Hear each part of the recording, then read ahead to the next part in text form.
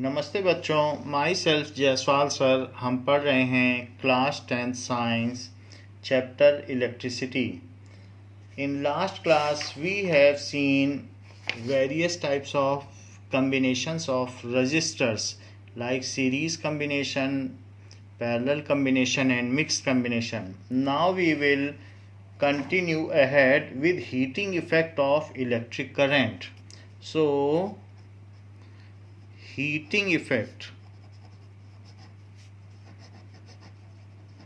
of electric current.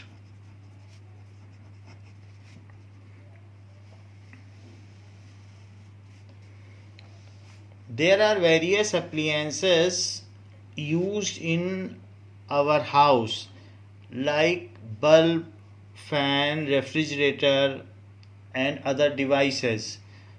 But there are some devices which are not used for heating purpose like fan. तो fan जब काम करता है तो उसका काम है रनिंग करना, उसमें मोटर होती है. However whatever electrical energy supplied by supply line, जो भी सप्लाई लाइन से आता है, जो जोधपुर इलेक्ट्रिसिटी बोर्ड हमको देता है इलेक्ट्रिकल एनर्जी, तो that is utilised for running of fan. But some of the energy is dissipated in form of heat. उसकी मोटर गर्म हो जाती है, हॉट हो जाती है. तो हम ये देखते हैं कि फैन के केस में 80% of the electrical energy provided by electricity board is utilized in useful work. 80% तो वो रनिंग के काम में आ रहा है, लेकिन जो 20% है वो उसमें उसको हीट करने के काम में आता है.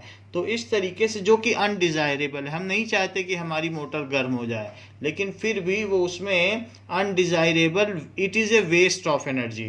तो हम कह सकते हैं कि जो फ़ैन की एफिशिएंसी है वो 80% है, क्योंकि जितनी इलेक्ट्रिकल एनर्जी फ़ैन लेता है उसमें से 80% को ही वो रनिंग के लिए यूज़ करता है और 20% वो हीट के रूप में डिसिपेट कर देता है. ऐसे ही दूसरी डिवाइस में भी हैं. However there are some devices which are purely heating devices. ऐसी डिवाइसेस जैसे कि इलेक्ट्रिक आयरन है, या रूम हीटर है, या ब्लोअर है, या इसके अलावा इलेक्ट्रिक ओवन है, तो ये प्योरली हीटिंग डिवाइसेस हैं. इसके अलावा जो ब्रेड टोस्टर है वो भी प्योरली हीटिंग डिवाइसेस है. तो इस तरीके से there are electric devices in which major part of electrical energy supplied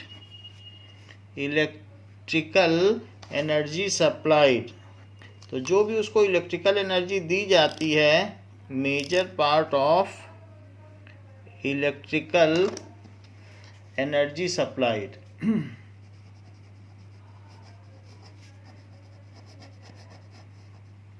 by supply line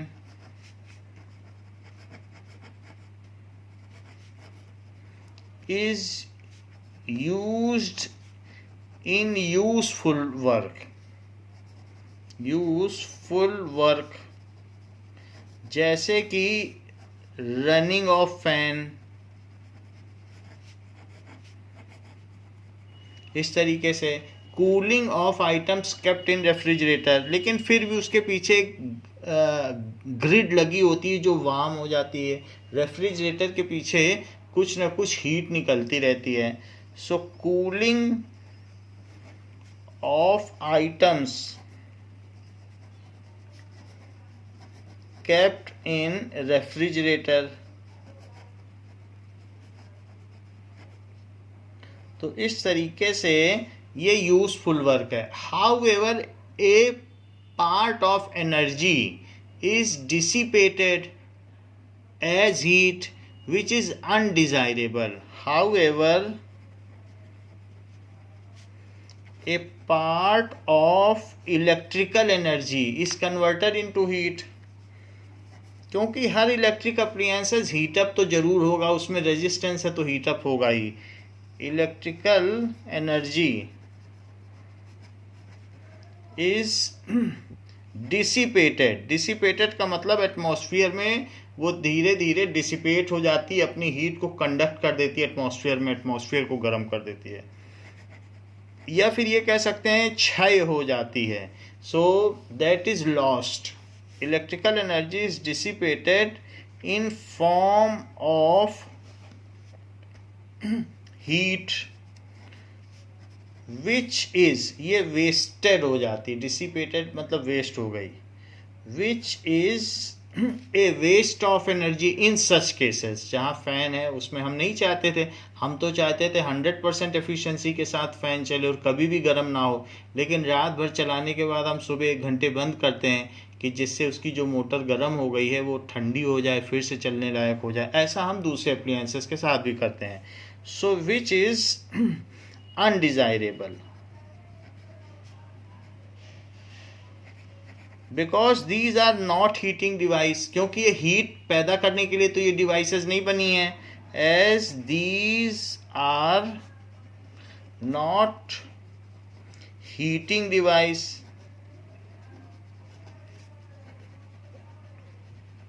तो ये हीटिंग डिवाइस नहीं है. And their efficiency is less than 100%. तो देयर एफिशिएंसी, उनकी जो कार्य क्षमता है, इज लेस देन 100%. जितना यूजफुल एनर्जी के तौर पर उसमें व्यय हुआ है वही उसकी एफिशिएंसी है. अगर 80% एनर्जी इलेक्ट्रिक फैन को रन करने में यूज़ हो रही है, हम मान लो 10 जूल आपने सोर्स से लिया, सप्लाई लाइन से, और 8 जूल से फैन रन कर रहा है और 2 जूल हीट में बदल जा रही है, तो 80% उसकी एफिशिएंसी हुई और 20% उसका एनर्जी लॉस हो गया. तो ऐसा होता है. But in case of purely heating appliance, but in case of purely heating appliance, whatever electrical supply या electrical energy is drawn from source, whatever electrical energy is drawn from source, वो source कुछ भी हो सकता है. वो source battery भी हो सकता है या हाउस होल्ड सप्लाई लाइन भी हो सकती है, सेल हो सकता है, बैटरी हो सकती है, या फिर जो हमारे घर में हाउस होल्ड सप्लाई लाइन आ रही है वो भी हो सकती है. तो वो कहीं से भी जितनी भी इलेक्ट्रिकल एनर्जी ड्रॉ करेगा is totally converted into heat. क्योंकि वो हीटिंग अप्लायंस है, वो हीट करने के लिए ही बना है. Is totally converted into heat.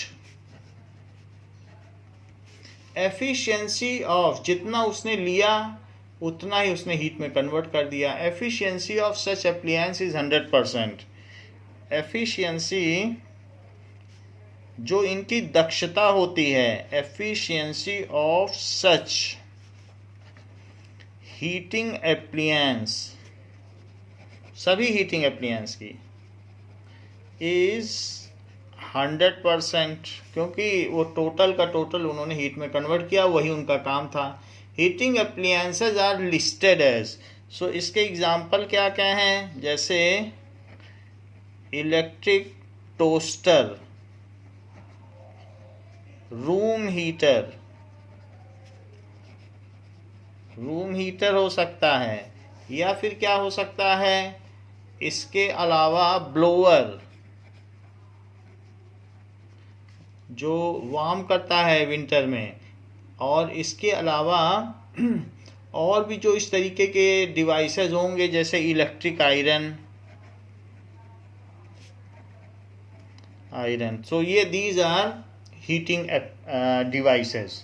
अब जरा देखें कि लेट अगर हम किसी भी दो प्लेट के बीच में V वोल्ट पोटेंशियल डेवलप कर दें, तो ऐसा हमने डेवलप कर दिया है टू प्लेट्स के बीच में। अब इसके बीच में कुछ ना कुछ कोई डिवाइस होगी, तो यहाँ पर V है और ये 0 लिख लें, V का पोटेंशियल डिफरेंस है, तो ये तो वायर है, तो ये हायर पोटेंशियल पर होगा प्लस, तो इसमें V लिख लें या 0 लिख लें, 0 वोल्ट और ये V वोल्ट है। सो V और 0 वोल्ट है, तो V वोल्ट और 0 वोल्ट। अब जरा देखो कि अगर इसमें Q चार्ज फ्लो करेगा, so what ever Q charge, ये निगेटिव है और ये पॉजिटिव है। So if Q charge flows from here, मान लीजिए पॉजिटिव ही फ्लो कर रहा है आपके लिए, वैसे तो मूव इलेक्ट्रॉन करता है, तो थोड़ी देर के लिए मान लें कि Q चार्ज अगर यहाँ से वो यहाँ फ्लो कर गया तो वो वर्क डन करेगा, निगेटिव की ओर जाएगा तो एनर्जी रिलीज कर देगा, लोगों चीज़ों से टकराएगा और एनर्जी रिलीज करेगा, ऐसा मान सकते हैं। तो हमको मालूम है कि V is equals to W by Q, क्योंकि हमने पीछे पढ़ रखा है कि potential difference is equals to work done upon per unit charge. Potential difference भी ले सकते हो या potential of a point is work done in bringing unit positive charge from infinity to that point.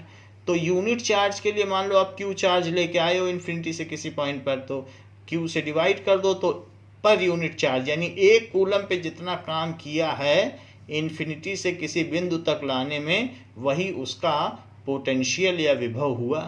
तो इसलिए V is equal to W by Q. मान लो 10 joule काम किया आपने 2 कूलम चार्ज को लाने में इन्फिनिटी से किसी पॉइंट तक, तो आपसे पूछा जाए उस पॉइंट का पोटेंशियल क्या है, तो 10/2 यानी 5 वोल्ट हो गया।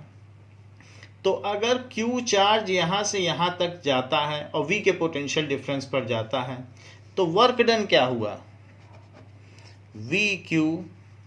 So if Q charge moves, if यहाँ से यहाँ तक Q चार्ज आ रहा है, if Q charge moves from a potential difference of V volt, potential difference of V volt, then ऐसा अगर होता है, then work done, जो भी है work done in doing so, उसके यहाँ तक जाने में वो वर्क डन हीट के तौर पे डिसिपेट हो जाएगा। इन डूइंग सो इज, यहाँ से ले लो, वर्क डन कितना हो जाएगा अगर V के पोटेंशियल डिफरेंस पे जा रहा है, is equals to VQ। Is VQ joule, VQ work done है तो जूल में होगा, VQ जूल हो गया, तो ये उसका वर्क डन हुआ। And let Q charge is passed to other terminal in T time. If जो Q चार्ज यहाँ से यहाँ मूव किया है, तो if Q charge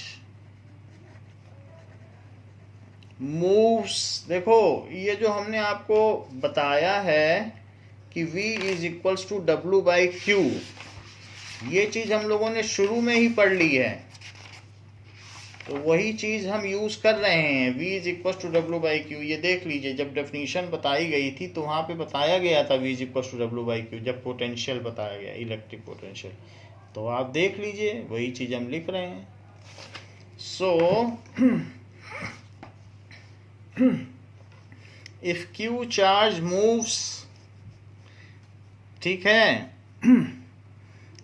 from one terminal to other, from higher potential to low terminal, lower potential, या from one terminal to other in T time, अगर वो ऐसा करने में T समय लेता है, T सेकंड का समय लेता है, तो पावर क्या होती है? तो power is equals to work done upon time. ऐसा हमने 9th में पढ़ा है। What is power? Power rate of work done, यानी 1 सेकंड में जितना काम किया जाता है वही पावर होती है। S power is rate of work done. So power of electrical devices, जो भी हीटिंग डिवाइस है, so power of heating device is rate of work done by it। और वो क्या काम करेगा? हीट ही तो डेवलप करेगा। तो जो पावर है वो W/T होगा, वर्क डन। अच्छा, थोड़ी देर पहले हमने देख लिया था V is equals to W/Q, तो Q is equals to VW। Q उधर ले जाओ। सो Q देखो, V is equals to W/Q, तो Q, अब यहां पर वर्क डन निकालो, तो वर्क डन क्या हो गया? VQ। So work done is equals to VQ, ये होगा। तो हम वर्क डन का फार्मूला लिख लें यहाँ पे। तो P इज इक्वल्स टू क्या हो जाएगा? यहां से देखो, W की जगह मैं क्या लिख दूं? VQ लिख दूं, VQ। तो VQ, W की जगह लिख दिया VQ, और नीचे T लिख दो। क्या आप जानते हैं charge flowing through a cross sectional area per unit time को क्या कहते हैं? अच्छा, ये चीज कही जाती है electric current. Charge flowing through any cross sectional area per second is called electric current. तो मैं Q/T को I लिख दूं, तो P is equals to VI, यानी ये एक फार्मूला हो गया, P is equals to VI। तो power is potential difference into किसी भी डिवाइस की, power of any device is product of potential difference applied across that device and the current flowing through it. Power of, ये heating device के लिए facility है। Heating device is product of potential difference applied, या फिर जो भी ऐसे appliance है जिनकी 100% एफिशिएंसी, उसमें भी ये फार्मूला लगा सकते हो। कहीं लिखा हो कि पूरी एफिशिएंसी 100% है। So potential difference applied across it and किसका किसका प्रोडक्ट है? Potential difference applied across it and current, electric current flowing through it.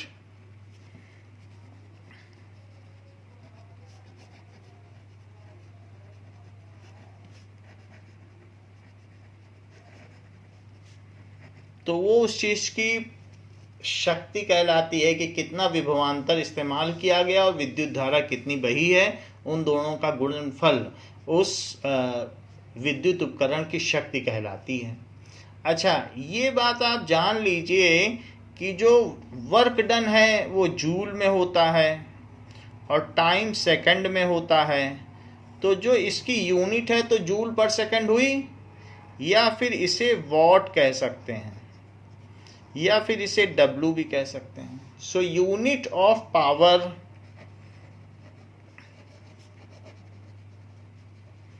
Is joule पर सेकेंड और वॉट, और इसके अलावा W भी कह सकते हैं। ये चीज, what does it mean by 1 what?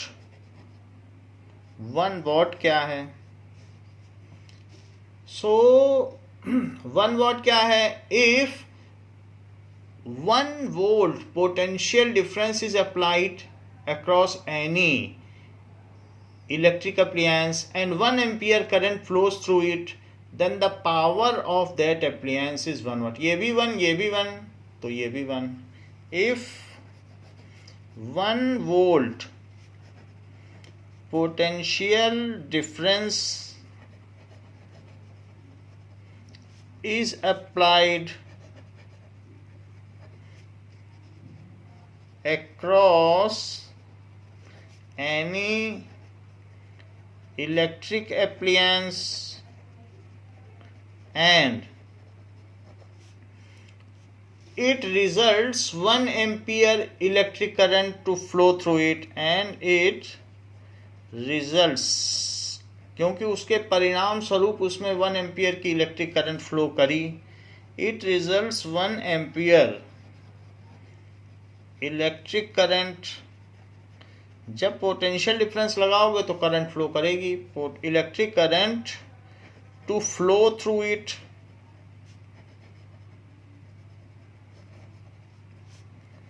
then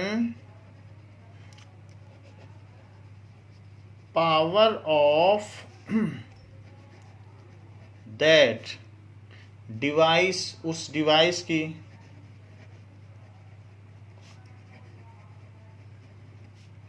is 1 watt, उस डिवाइस की पावर 1 वाट हो गई. क्यों, ऐसा क्यों कहा? क्योंकि P is equals to VI, तो ये 1 वोल्ट हुआ और ये 1 एम्पियर हुआ. क्या आपको मालूम है वोल्ट जूल पर कूलम्ब होता है? ये ऊपर आपको बताया गया है कि वोल्ट क्या होता है. ये चीज़ जूल होती है और नीचे है कूलम्ब, तो जूल पर कूलम्ब हुआ कि नहीं वोल्ट की यूनिट, ये पोटेंशियल डिफरेंस की यूनिट. अच्छा, एम्पियर की भी यूनिट बताइए. क्या एम्पियर की यूनिट कूलम्ब पर सेकंड होती है? तो हाँ, तो कूलम्ब से कूलम्ब कट गया तो 1 जूल पर सेकंड, तो ये 1 वॉट या फिर 1 वॉट, ये चीज हो गई. So it is the unit of power. Power की डेफिनेशन आपको बता दी गई है, P is equal to VI. Now power के 2 और भी फार्मूले होते हैं. पावर क्या है? VI. क्या ये बात आपको मालूम है कि V is equals to IR होता है बाई ओम्स लॉ?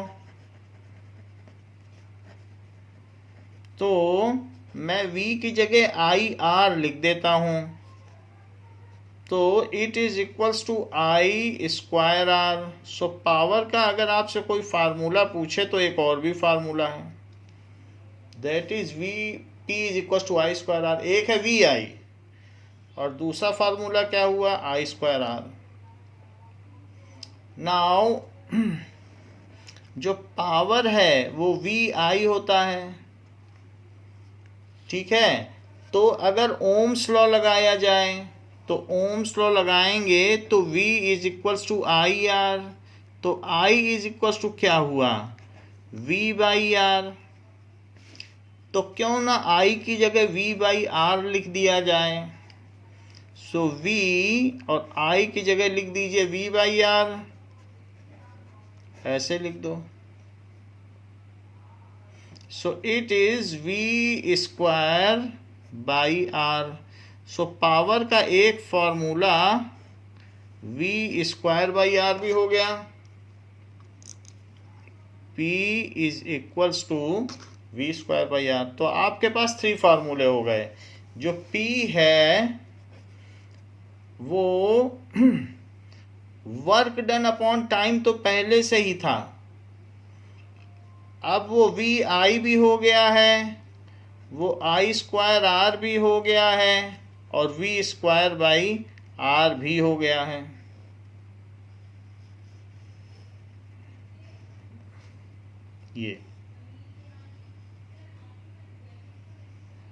ये so this is the formula for P. Now अब देखें,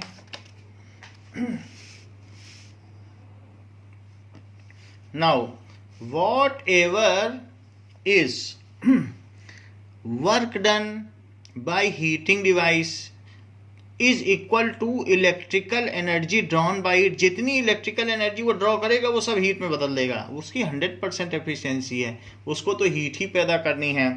so what ever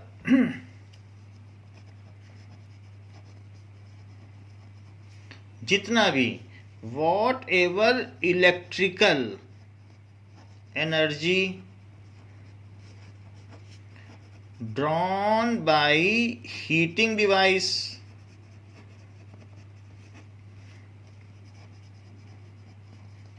is totally converted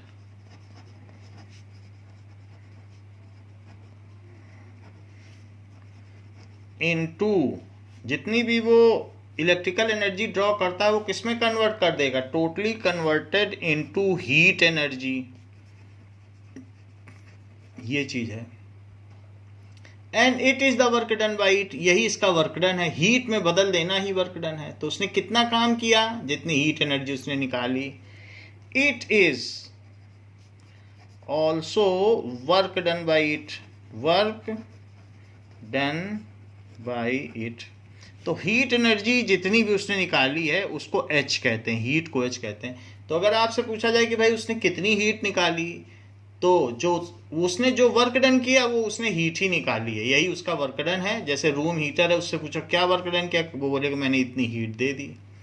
तो हम ये जानते हैं कि P is equals to W/T, यानी रेट ऑफ वर्क डन, यानी पर सेकंड में जितना काम किया जाए of any electrical device is called its electric power. So what is electric power?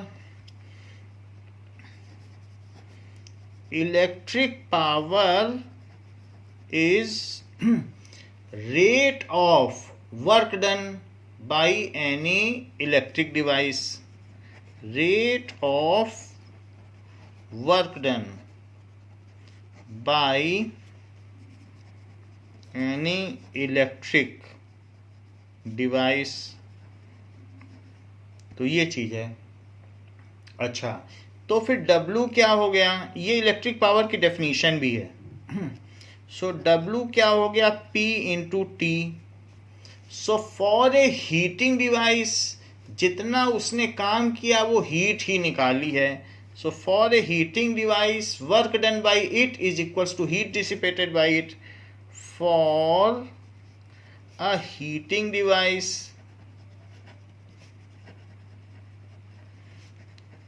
work done by it is equivalent या same as heat produced by it या dissipated by it, जितना उसने एटमॉस्फेयर में डिसिपेट कर दिया, radiate कर दिया, dissipated या क्षय कर दिया by it। तो मैं जो W है उसका वर्क डन, उस वर्क डन की जगह क्यों ना हीट लिख दूं, हीट एनर्जी। तो इसलिए मैं यहाँ H लिख रहा हूँ। H is equals to PT, H is equals to PT। और P क्या होता है? थोड़ी देर पहले हमने देख लिया था कि P के अलग अलग फार्मूले हैं। तो P के क्या क्या फार्मूले हैं, ये चीज़ आपने देख ली। P का फार्मूला है I²R। तो जब P का फार्मूला I²R है तो मैं इसमें लिख देता हूँ, इट इज I²R। P है कि नहीं I²R? So PH is equals to, P की जगह लिखो I²R और T अपनी जगह रहेगा। तो H is equals to I²RT। It is Joule's heating law. इसको क्या कहेंगे? Joule's heating law. It is Joule's heating law. So ये जो लॉ दिया गया है वो प्रेस्कॉट जूल्स के द्वारा दिया गया है, जो एक इंग्लिश फिजिशियन थे। तो हम इस लॉ को देखें कि जूल्स हीटिंग लॉ क्या कहता है। Now so as per Joule's heating law, Joule's law of heating, Joule's law of heating.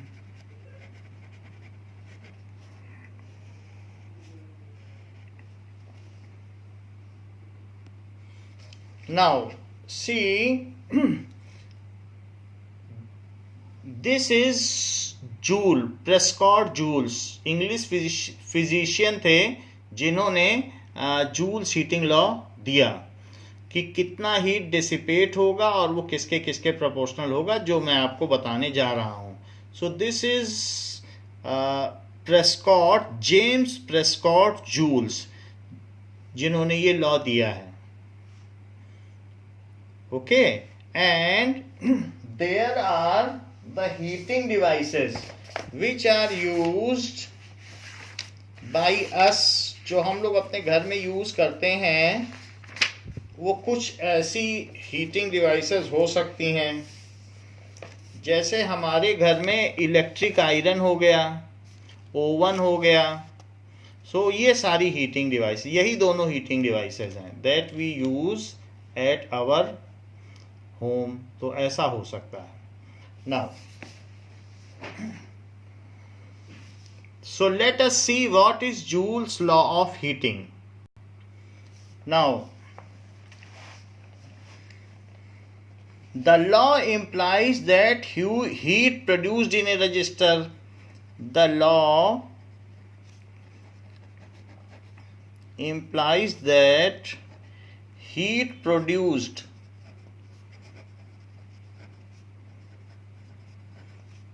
in a resistor is directly proportional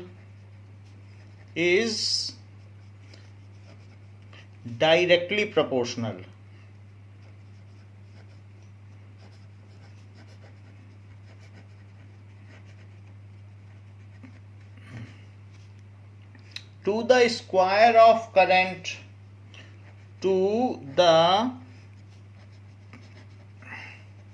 square of current. कहने का मतलब है ये जूल्स हीटिंग लॉ है. तो अगर दूसरी चीजें न बदली जाएं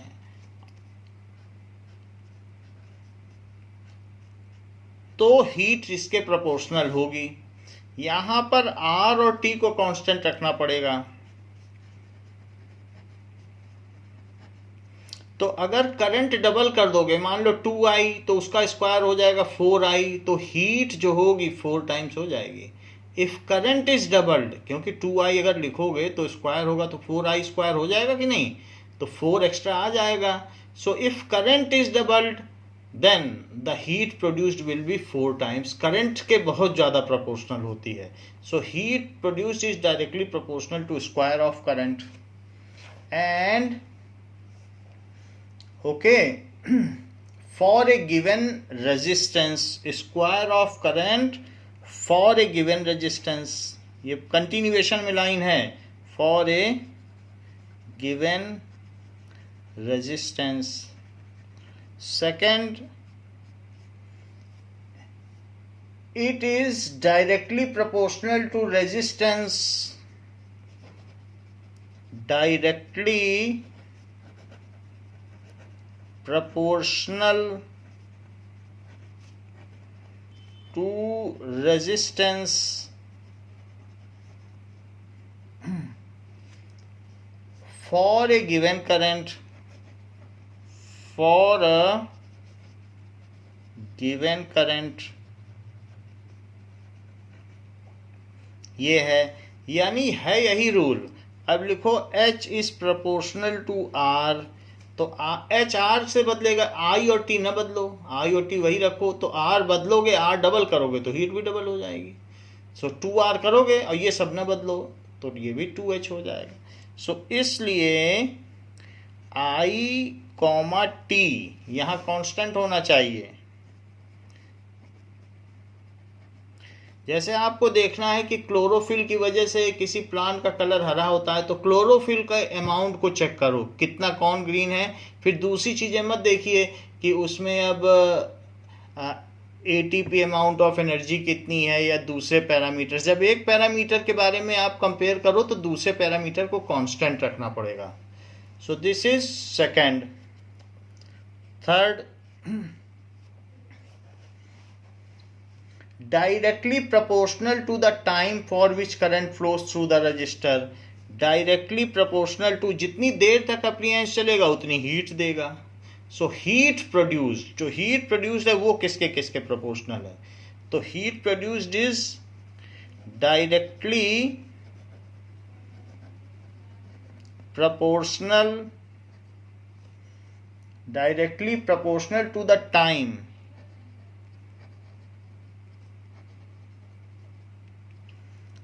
for which current flows through the resistor, for which current flows through resistor।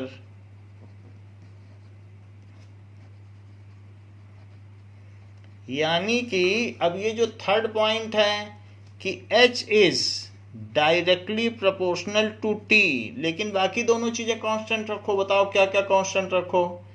So I, R constant.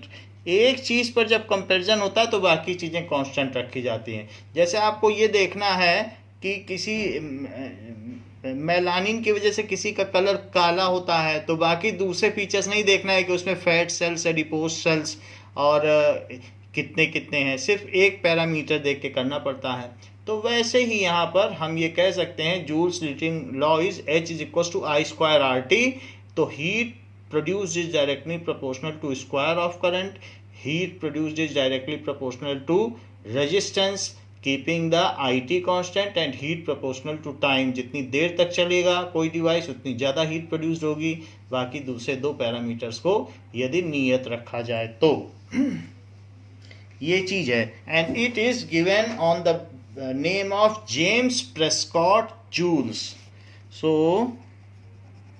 James Prescott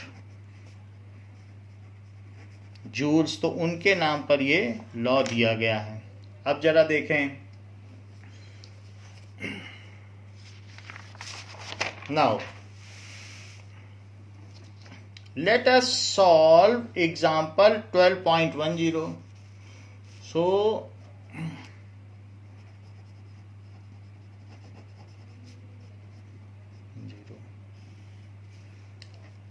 an electric iron consumes energy at a rate of an electric iron consumes energy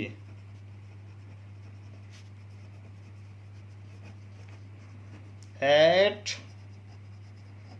a rate of 840 watt when heating is at the maximum rate, when heating is at the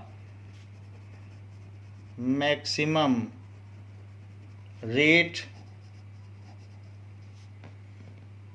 and 360 watt when heating is at the minimum, when heating is at the minimum, the voltage is 220 volt, the voltage is 220 volt. What are the current and resistance in each case? What are the currents and resistance in each case? ऐसा कहा गया है। तो देखिए क्या क्या चीजें दी गई हैं। N electric iron consumes energy at a rate, तो इलेक्ट्रिक आयरन ये है when heating is at maximum rate. So when heating is maximum, when heating is maximum, देखो जब कोई चीज मैक्सिमम होगी तो ज़्यादा पावर ड्रॉ करेगी। तो देखो 840 वॉट ड्रॉ कर रही है। ज़्यादा पावर की चीज़ होगी। पावर का मतलब ही होता है work done per unit time. तो वो ज़्यादा इलेक्ट्रिकल एनर्जी ले रही है और ज़्यादा वर्क डन कर रही है। तो हीटिंग है, तो अगर जितना भी वो पावर है इतने जूल पर सेकंड वो एनर्जी डिसिपेट कर रही। और दूसरी चीज़ क्या बताई गई, when heating is minimum, so heating जब मैक्सिमम है तो बताइए पावर क्या है, 840 वॉट। और हीटिंग मिनिमम है तो पावर क्या है, 360 वॉट। तो V क्या है, 220 वोल्ट। तो V क्या है, 220 वोल्ट। तो I क्या है, तो P is equals to VI। अभी हमने थोड़ी देर पहले देखा था ना, power is equals to product of potential difference applied and the electric current flowing through it. तो पावर की जगह 840 लिखिए, यहाँ 220 लिखिए और आई का पता लगाइए। आई मालूम नहीं है, आई पूछा जा रहा है। देखो पूछ रहा है ना कि करंट क्या है। सो एक से एक जीरो कट गया, 84/22 2 से कट होगा तो 42 और 11। अब इसे 11 से कट करिए, तो 11 से अगर हम इसको कट करेंगे 42 को तो क्या होगा, 11 3 जा 33 एंड दिस इज 9। तो 11 8 जा, फिर 20 बचेगा, तो 11 बन जाए 11, फिर 90 बचेगा तो 8। सो 3.82 भी बोला जा सकता है, क्योंकि ये इसको राउंड फिगर कर दो। सो 3.82 एम्पियर, उससे फ्लो करने वाली करंट ये हो गई। अब ओम्स लॉ लगा दो। ओम्स लॉ क्या कहता है, V is equals to IR। तो आपको रेजिस्टेंस चाहिए, क्योंकि वो पूछ रहा है रेजिस्टेंस इन ईच केस। तो अगर इलेक्ट्रिक आयरन है तो उसमें एक ऊपर नॉब होता है। तो किसी भी इलेक्ट्रिक आयरन में क्या होता है, एक यहाँ नॉब होता है। तो उस नॉब से हम उस इलेक्ट्रिक आयरन में रेजिस्टेंस को चेंज कर सकते हैं। तो हम अलग अलग करंट ड्रॉ करेंगे। कभी हम उसकी पावर बढ़ा सकते हैं। अगर हमें लिनन बेडशीट को प्रेस करना है तो हम फुल पावर कर देंगे, सिल्क को प्रेस करना है तो कम पावर कर देंगे। तो ये हमारे हाथ में, इसे रियोस्टेट भी कहते हैं। So by rheostat we can change the power. हम इसकी करंट बढ़ा भी सकते हैं और इसकी करंट कम भी कर सकते हैं। So it is in our hand to change its power. ऐसा तो हम कर सकते हैं। तो हम इस रियोस्टेट को मैक्सिमम पे कर रहे हैं, 840 वॉट पे कर दे रहे हैं। तो उस समय इसकी करंट मैक्सिमम है। और करंट मैक्सिमम हो गई तो करंट के स्क्वायर के हिसाब से हीट होता है। जूल हीटिंग लॉ भी पढ़ा है कि नहीं। If current increases then heat increases by square, उसके प्रोपोर्शनल है। तो पावर बहुत ज़्यादा हो जाती है। Now V is equal to IR। तो R भी पूछा गया आपसे कि रेजिस्टेंस बताओ। तो 220 इज इक्वल्स टू, अब I को ले लो, I को 42/11 ही ले लो। हो सकता है ये सॉल्व हो जाए, और इंटू R। तो अब 11 ऊपर चला गया और by 42 is equals to R, ऐसा हो गया।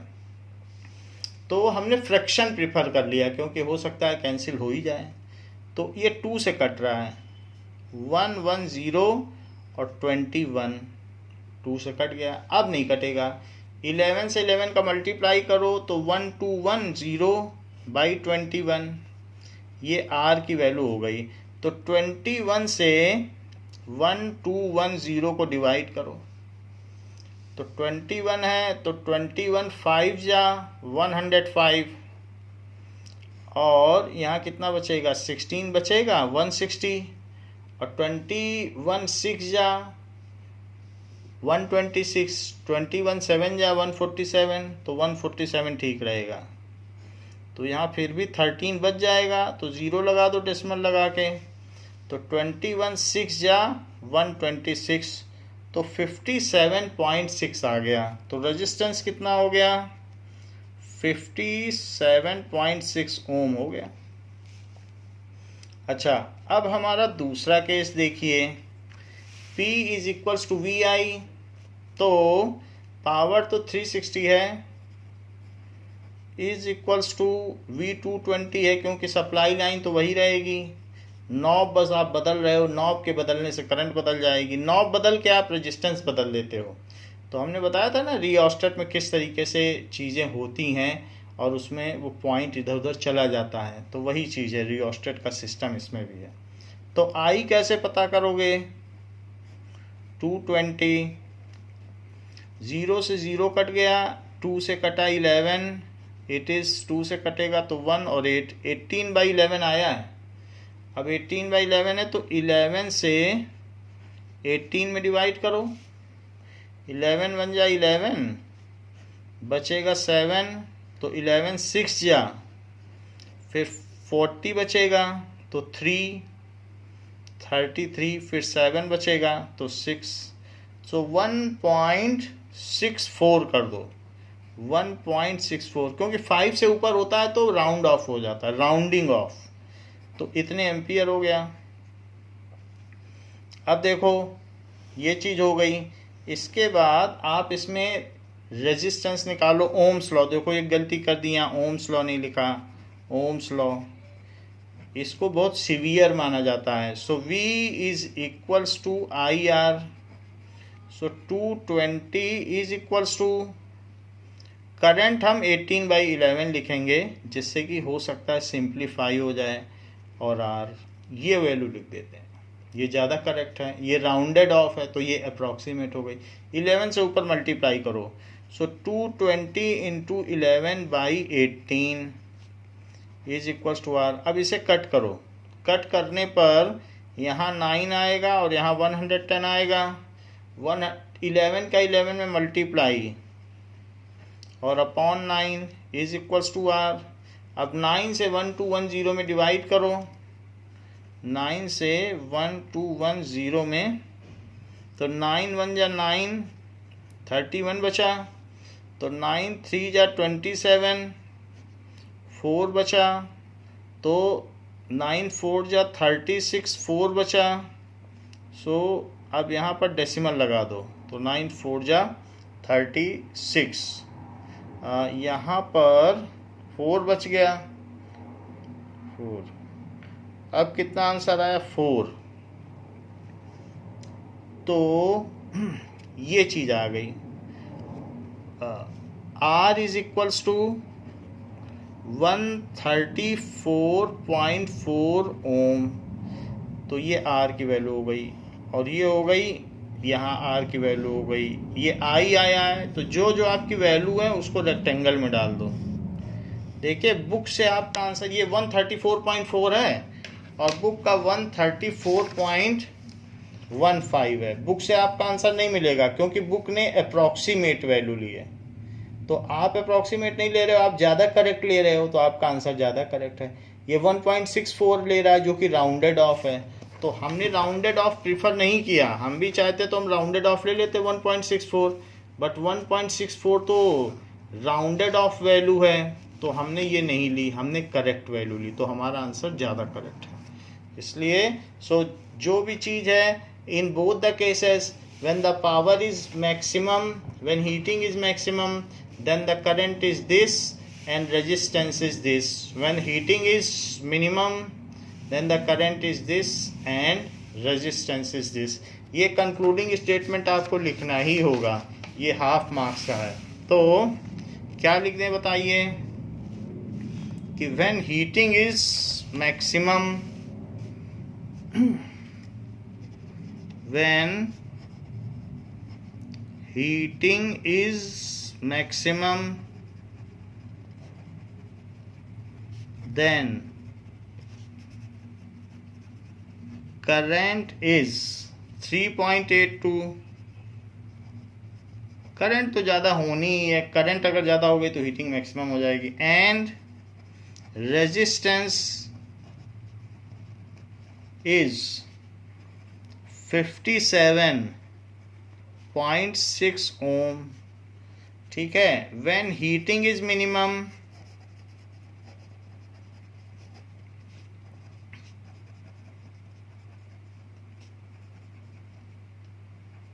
then current is 1.64 ampere and resistance is 134.4 ओम। ये चीज़ है। तो ये कंक्लूडिंग स्टेटमेंट हो गया है। क्वेश्चन पूछा गया है एग्जाम्पल 12.11 में 100 joule of heat are produced, 100 joule of heat are produced each second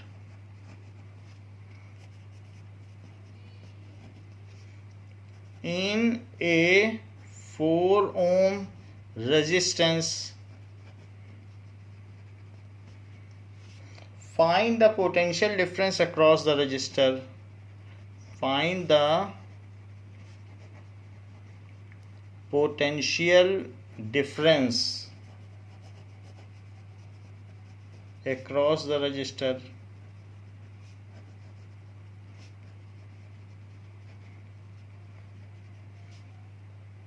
ऐसा कहा गया है। अब क्या क्या चीज़ें दी गई हैं देखिए, और पूछा क्या क्या गया है। हीट कितनी है 100 जूल, और रेजिस्टेंस कितना है 4 ओम। ये देखो 4 ओम लिखा है कि नहीं रेजिस्टेंस। अच्छा, और भी कुछ दिया है, V पूछा गया है। So find the potential difference across the register. Now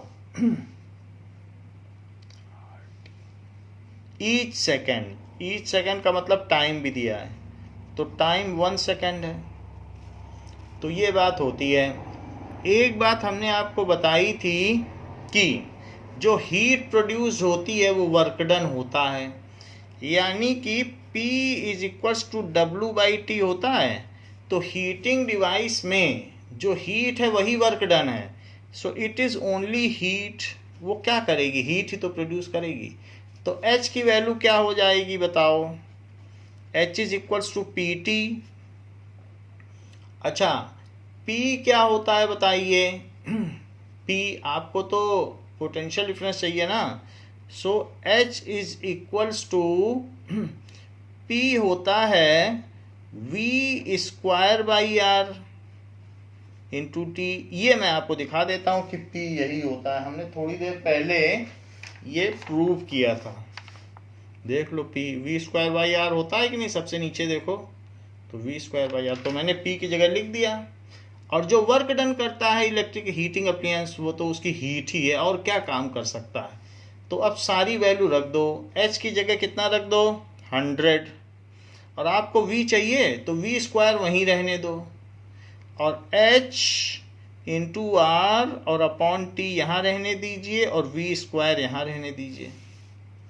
अच्छा, इसका रूट भी ले लो H इंटू R/T का। ऐसा करने से V आ जाएगा। हम प्लस माइनस नहीं लगा रहे हैं क्योंकि सिर्फ प्लस में आएगा। तो आप इसकी यहाँ पर क्लैरिफिकेशन दे दें। वैसे जब भी स्क्वायर रूट लगाया जाता है प्लस माइनस लगाया जाता है, टेकिंग पॉजिटिव साइन। तो इससे यह है कि हम प्लस ही ले रहे हैं। तो हीट कितनी प्रोड्यूस्ड हुई है बताओ 100 जूल, रेजिस्टेंस 4 ओम, टाइम 1। तो 400 का रूट आपको मालूम है। दिस इज 400 को 20 इंटू 20 लिखा जा सकता है, और 20 के स्क्वायर का रूट। तो बताओ स्क्वायर और रूट कट जाते हैं तो 20 वोल्ट आ गया। सो potential difference across the register is 20 volt. Potential difference across the resistor is 20 volt. तो ये चीज हो गई कि पोटेंशियल डिफरेंस जो भी आया है वो 20 वोल्ट है। इन टेक्स्ट क्वेश्चन में क्या क्या पूछा गया है?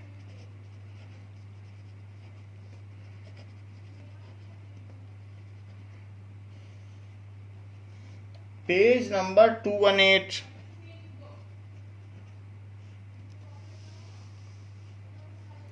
Why does the cord of an electric heater why does the cord of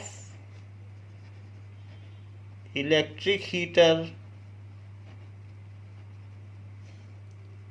not glow while the heating element does not glow while heating element does? ऐसा पूछा गया है कि हीटिंग एलिमेंट तो ग्लो करता है लेकिन उसकी जो वायर है वो नहीं ग्लो करती। Now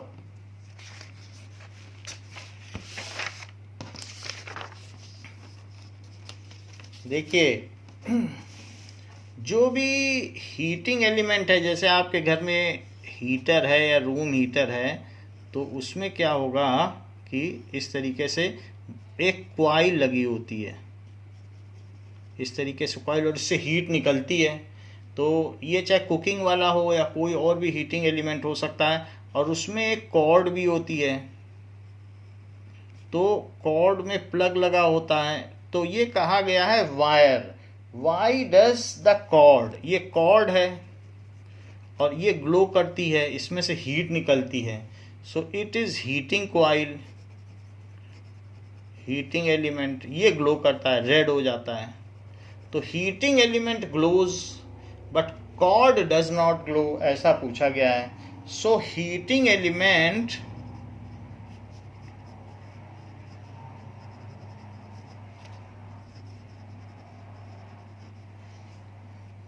of an electric heater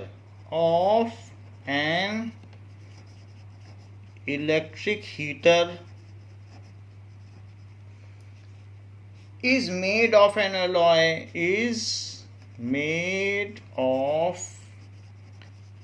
alloy, वो किसी alloy का बना होगा, जैसे कि नाइक्रोम, निकिल कॉपर, इसका बना होगा। विच हैज हाई रेजिस्टेंस,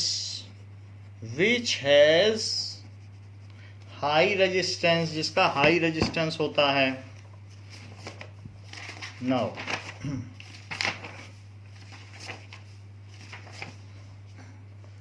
तो नाइक्रोम निकिल, क्रोमियम, मैग्नीज और आयरन का बना होता है। नाइक्रोम किसका बना होता है? निकिल, क्रोमियम, मैग्नीज और आयरन का होता है। सो विच हैज हाई रेजिस्टेंस, जिसका कि रेजिस्टेंस ज़्यादा है। तो रेजिस्टेंस ज़्यादा होगा तो हीट ज़्यादा डेवलप होगी, क्योंकि heat is directly proportional to R. Heat किसके प्रोपोर्शनल है? आर के। ये तो हमें मालूम है ना, जूल हीटिंग लॉ के हिसाब से। So whereas the cord is made up of copper, whereas the cord, ये जो कॉर्ड है is made of copper. Copper के केस में तो 10⁻⁻8 होती है resistivity, ohm metre. So which has very low resistance, very low resistance, ऐसा होगा। Now the heating element glows because as we know,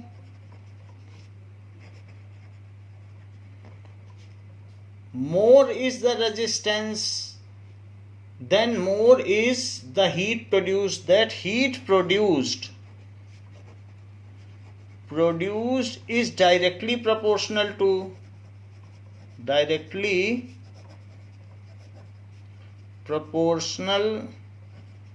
to resistance of wire as per law of Joule's heating. joules heating. So heating element glows and cord does not glow. So heating element becomes red hot and glows. वो इतना heat produce करेगा कि red hot हो जाएगा. becomes red hot and glows. becomes red hot and glows, while cord does not produce heat.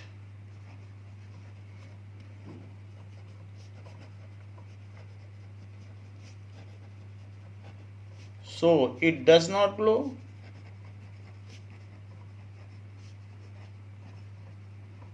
ठीक है. Does not produce so much heat भी लिख सकते हो. इतना हीट प्रोड्यूस नहीं करती तो वो ग्लो नहीं करती. Now compute the heat generated. अगला क्वेश्चन पूछा गया है आपसे कि इन टेक्स्ट क्वेश्चन में ही compute the heat generated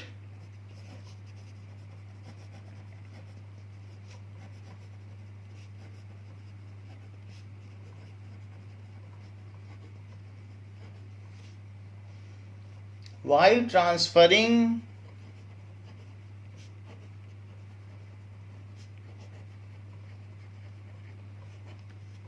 96000 coulomb of charges in 1 hour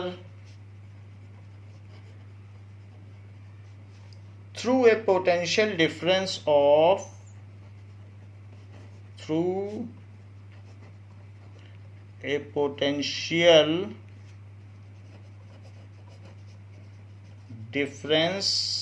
of 50 volt.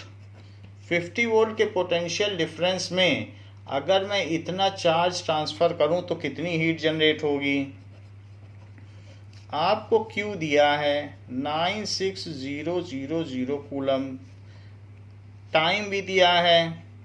Time 1 our है. 1 आवर को अगर आप सेकंड्स में बदलेंगे तो 1 आवर में 60 मिनट और हर मिनट में 60 सेकंड. तो 60 × 60 दैट इज़ 3600 सेकंड हो जाएगा. और इसके अलावा V भी दिया है 50 वोल्ट. तो ये सारी चीज़ें आपको दी गई हैं. नाउ आपको मालूम है कि H क्या होता है. H is equals to PT. क्यों? क्योंकि H W ही है. तो आपको मालूम है कि P is equals to W/T. और W जो वर्क डन है कोई हीटिंग एप्लियंस का, वो हीट ही तो होता है. तो इसलिए H is equals to PT. अच्छा, P क्या होता है. P is equals to I²RT. ऐसा हो सकता है. या आपके पास क्या दिया है कि VIT दैट इज P को क्या कहते हैं. VI कहते हैं कि नहीं. VIT. क्यों? क्योंकि PVI भी होता है. एक ऐसा भी फार्मूला तो हम लोगों ने प्रूव किया है. P is equal to VI, तो VI लिख दिया. अच्छा, इसके अलावा अब जरा देखो I क्या होता है. क्या Q/T होता है. तो इंटू T. ये चीज हो गई. तो भाई I क्या होता है. Q/T. तो T से T कट गया. तो H is equals to VQ. वैसे भी हम थोड़ी देर पहले तक यही पढ़ रहे थे कि V is equals to W/Q और W ही H है. तो अगर हम सीधा सीधा फार्मूला लगा दें कि H is equal to VQ तो हमारी बात बन जाए. क्योंकि जो potential is work done per unit charge transferred from infinity to a point. तो H is equal to VQ आ गया. अब यहाँ पे इस टाइम की ज़रूरत ही नहीं पड़ी. V और Q को मल्टीप्लाई करो, आंसर पाओ. So it is equals to 96. पहले V लिखो. V50 है। जिस ऑर्डर में चीज़ दी है वैसे ही लिखनी पड़ेगी। तो V कितना हो गया, इट इज़ 50, और इसके अलावा Q कितना है, 96000। अब 50 से मल्टीप्लाई करो, 5 6 जा 30, 5 9 जा 45, तो 4 8, 1 2 3 4, तो 1 2 3 4, ये सारे जीरो लगा दिए, तो 1 2 3 4 5 6, 4.8 लिखो और 10 टू द पावर 6 कर दो। चूंकि हीट है तो हीट की तो हीट एनर्जी जूल में होती है। So heat produced is 4.8 into 10 to the power 6 joule. Heat produced is 4.8 into 10 to the power 6 joule. ये इसका कंक्लूडिंग स्टेटमेंट हुआ। बात कही गई है कि an electric iron of resistance, कोई भी एक इलेक्ट्रिक आयरन है, बिजली की प्रेस है। So an electric iron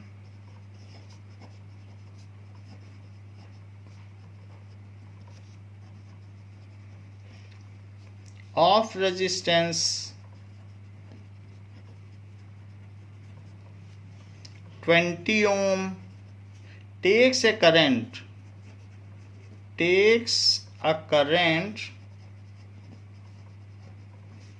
of 5 ampere. Calculate the heat developed.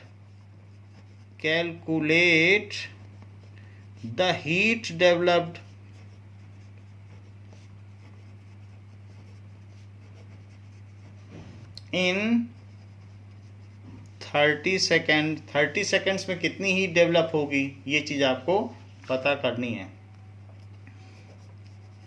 Now क्या क्या चीज़ दी है, 20 ओम तो रेजिस्टेंस है, 5 एम्पियर करंट है, टाइम दिया है 30 सेकेंड।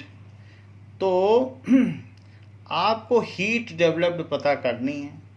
सो हीट क्या होती है, दैट इज इक्वल्स टू, देखो पावर क्या होती है, power is equals to heat energy. W लिखते हो लेकिन W मत लिखो, हीट एनर्जी लिखो, क्योंकि और अपॉन टाइम ऐसे, क्योंकि हीटिंग डिवाइस के लिए हीट ही मेन है। तो हीट एनर्जी क्या हो जाएगा, पावर इनटू टाइम। अच्छा पावर क्या होता है, I स्क्वायर R, ऐसा तो आपको मालूम है ना, P is equal to I square R into T. आप लिख लें किनारे में, that is I square R, ऐसा हमने डिड्यूस कराया है रिलेशन। सो 5 का स्क्वायर और R कितना है 20, और टाइम कितना है 30। सबको ऐसा ही सिस्टम में रखना है, मिनट में नहीं रखना है टाइम को, जो जिस सिस्टम में है स्टैंडर्ड यूनिट। तो इट इज़ 25 इंटू 600, 25 6 या कितना होता है 150, और 2 जीरो और। तो इस तरीके से यहाँ पर पता चल गया इतने जूल, तो 15,000 जूल हो गया। Heat developed is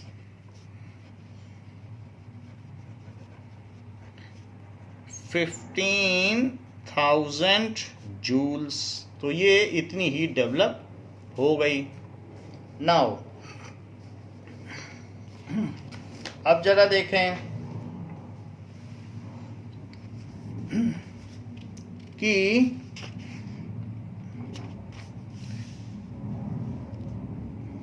heating effect क्या होते हैं, practical applications of heating effect. Practical applications of heating effect.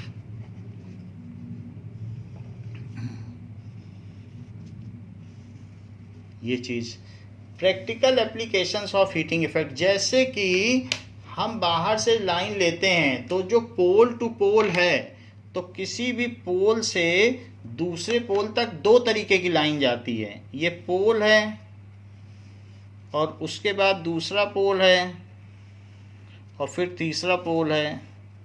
तो इनके बीच में एक लाइव वायर जाएगा, तो लाइव वायर होगा, ऐसे ये चलता चला जाएगा। तो यहाँ पर एक इस तरीके से होगा कि पोल में करंट ना जाए, तो एक यहाँ पर चाइना क्ले का कुछ बना होगा जिससे कि ये वायर तो जाए और फिर ये आगे भी जाता जाएगा।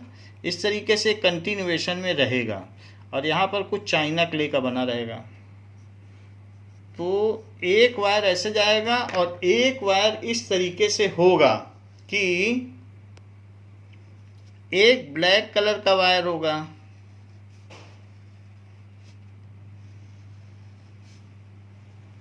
दो वायर होंगे, इसमें भी चाइना क्ले का होगा कि जिससे ये दोनों आपस में टच ना करें। सो ये वाला 220 वोल्ट की सप्लाई लाइन है।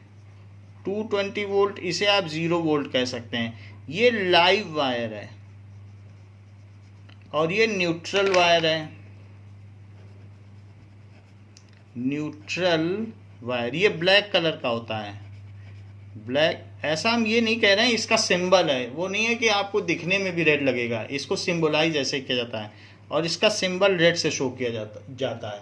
तो हमारे जो भी अप्लायंस होंगे उसमें 3 तरीके के कलर के कॉर्ड आते हैं। जैसे हम बाजार से वॉशिंग मशीन खरीद के लाएं तो उसमें 3 डिफरेंट कलर के कॉर्ड्स आते हैं, जिसमें एक लाइव वायर के लिए होता है और एक न्यूट्रल वायर के लिए होता है। ये न्यूट्रल वायर है।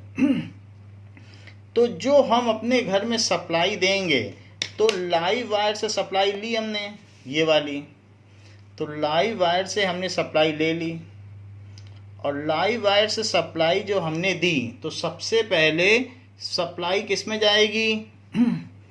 ये आपका इलेक्ट्रिक मीटर है। तो इसमें इलेक्ट्रिक मीटर में एक रीडिंग होगी, वो चलती जाएगी, उससे आपको रीडिंग पता चलेगी कि 1 2 3 ऐसे उसमें रीडिंग होगी। तो ये इलेक्ट्रिक मीटर से होके जाएगी। फिर एक आपका मिनिएचर सर्किट ब्रेकर होता है, जिससे कि उसमें स्विच ऑन ऑफ कर सकते हो। अगर घर में स्पार्क होगा तो अपने आप ही वो ऑफ हो जाएगा। उसको कहते हैं MCB, मिनिएचर सर्किट ब्रेकर। अपने आप ही अगर एक्सेस करंट होगी, सडन चेंज इन करंट होगी, तो अपने आप ट्रिप ऑफ हो जाएगा। मिनिएचर सर्किट ब्रेकर ये है। तो इसमें बहुत सारे ऐसे अलग अलग सर्किट होंगे, जैसे हैवी वाले के लिए अलग होगा और घर की लाइटिंग के लिए अलग होगा, और कुछ अप्लायंस हैं AC के लिए अलग होगा, जिससे AC अगर ट्रिप ऑफ हो तो घर की बाकी लाइट जलती रहे। फिर इसके बाद एक इलेक्ट्रिक या सेफ्टी फ्यूज़ होगा, ये है सेफ्टी फ्यूज़। इसके बीच में एक पतला सा वायर होगा, दैट इज़ सेफ्टी फ्यूज़। अगर जो घर में रेटेड करंट है उससे ज़्यादा एक्सेस करंट होगी तो ये मेल्ट हो जाएगा। ऐसा नहीं होगा कि बहुत तेज़ वोल्टेज आए तो घर के सारे आपके उपकरण या इलेक्ट्रिकल अप्लायंसेस जल जाएं। ये सेफ्टी फ्यूज़ पहले ही मेल्ट हो जाएगा और सबसे सप्लाई कट ऑफ कर देगा। तो सेफ्टी फ्यूज़ होगा। और उसके बाद ये जो लाइव वायर है ये है। ऐसे ही एक ब्लैक वायर से भी एक कनेक्शन लिया जाएगा, ये ब्लैक वायर है। तो ब्लैक वायर भी साथ साथ में चलता रहेगा।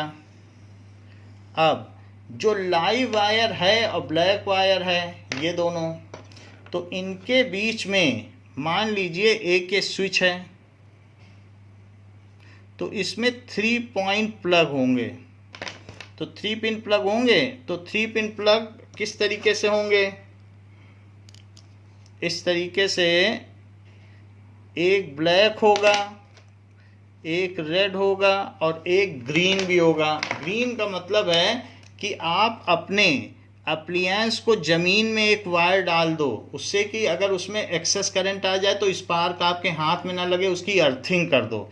तो वो अर्थिंग के लिए होता है। उसमें से एक वायर ज़मीन में डाल दिया जाता है कि एक्सेस चार्ज वो ज़मीन में फ्लो कर जाए और आपकी बॉडी में ना आए, जिससे स्पार्क लगने से कोई मिस हैपनिंग ना हो जाए। तो ये लाइव वायर हाई पोटेंशियल पर है, तो इसका इससे कनेक्शन दिया रहेगा,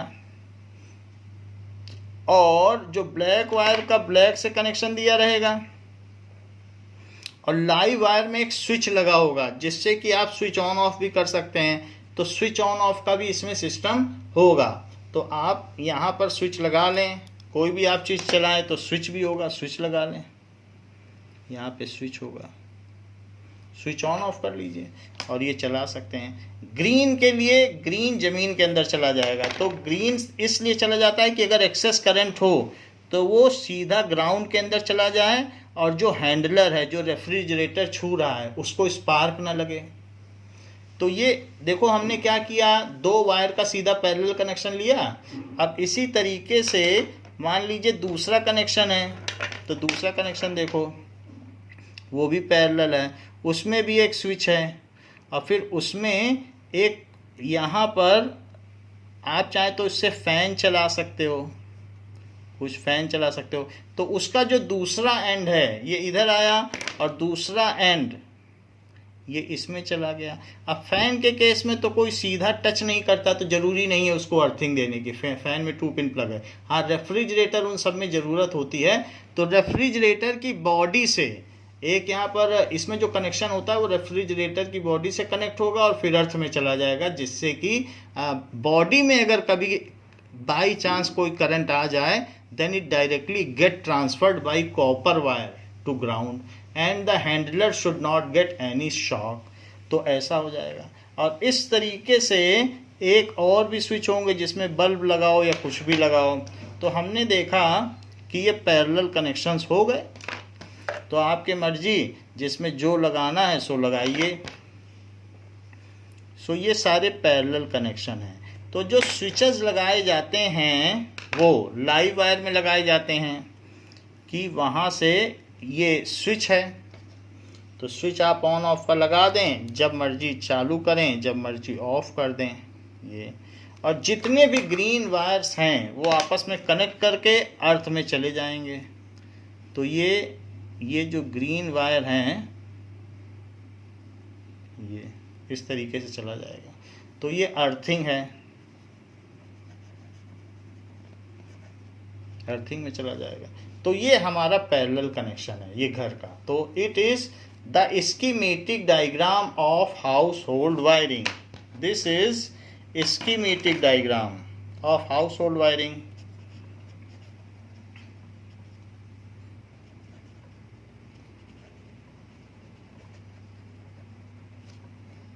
ऑफ हाउस होल्ड वायरिंग।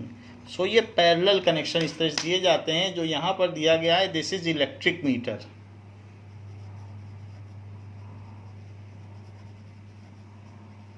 ये लाइव वायर, ये न्यूट्रल वायर, और ग्रीन कलर का जो है ये अर्थ वायर, अर्थ वायर, ये सारे हैं। So let us see what is electric fuse. ये सेफ्टी फ्यूज है। तो सेफ्टी फ्यूज से हम क्या समझते हैं? So what is safety fuse? Safety fuse, it is low melting device. What is safety fuse? It is low melting device which does not allow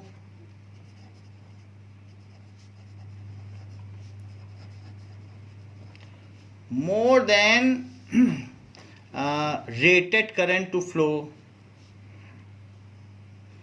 which does not allow current more than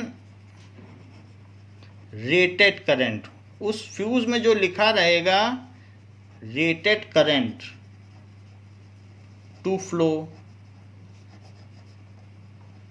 तो उस fuse में जितना अगर 10 ampere है तो 10 ampere से ऊपर जैसे ही करंट जाएगी तो वो फ्यूज मेल्ट हो जाएगा, सारा सर्किट ब्रेक कर देगा। सो इट इज टिन। इसका मटेरियल क्या होता है? It's material is tin plated copper.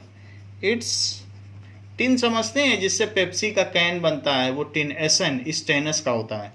It's material is tin, tin को स्टेनस भी कहते हैं, ये एक एलिमेंट है, टिन प्लेटेड कॉपर। तो ये लो मेल्टिंग है, जैसे ही ज़्यादा करंट जाएगी ये मेल्ट हो जाएगा, सर्किट ब्रेक कर देगा। आपको मालूम है लाइव वाले में कनेक्शन दिया गया है। अब ये देखो, ठीक है। It is also made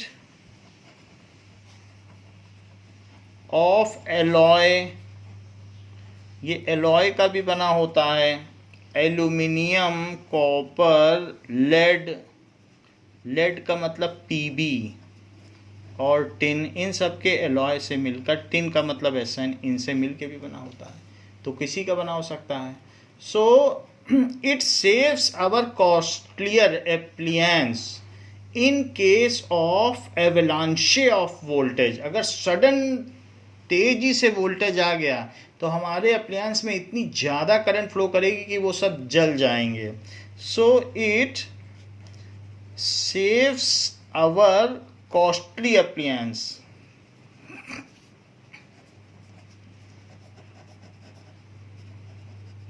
if there is sudden rise in line voltage,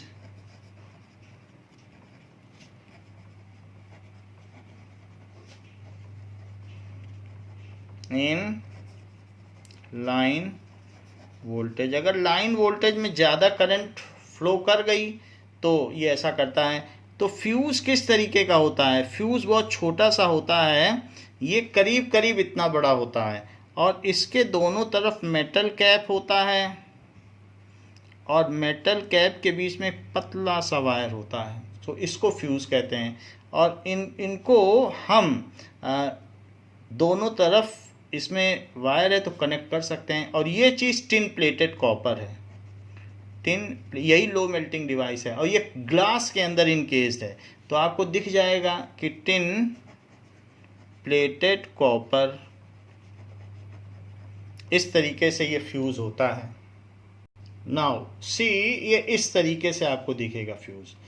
तो ये ग्लास के अंदर होता है, पतला सा वायर होगा, दिस इज इलेक्ट्रिकल फ्यूज़, और वायर होगा किनारे किनारे, और मेटल किनारे में रहेगा जिससे आप कनेक्ट कर सकते हो, और बीच में फ्यूज़ वायर है जिसको कि फ्यूज़ वायर कहते हैं। नाउ अब देखें कि इसमें रेटिंग भी लिखी रहती है कि कितनी करंट ये अलाउ करेगा। सो इट इज़ अवेलेबल, ये फ्यूज़ वायर है, टिन प्लेटेड कॉपर, जिसको कि आप क्या कह सकते हैं, ये तो ग्लास है, ग्लास कवर, ये मेटल कैप है, मेटल कैप, और ये फ्यूज़ वायर है, फ्यूज़ वायर, और ये है इलेक्ट्रिक फ्यूज़ या सेफ्टी फ्यूज़, सेफ्टी फ्यूज़। तो अब जरा देखें कि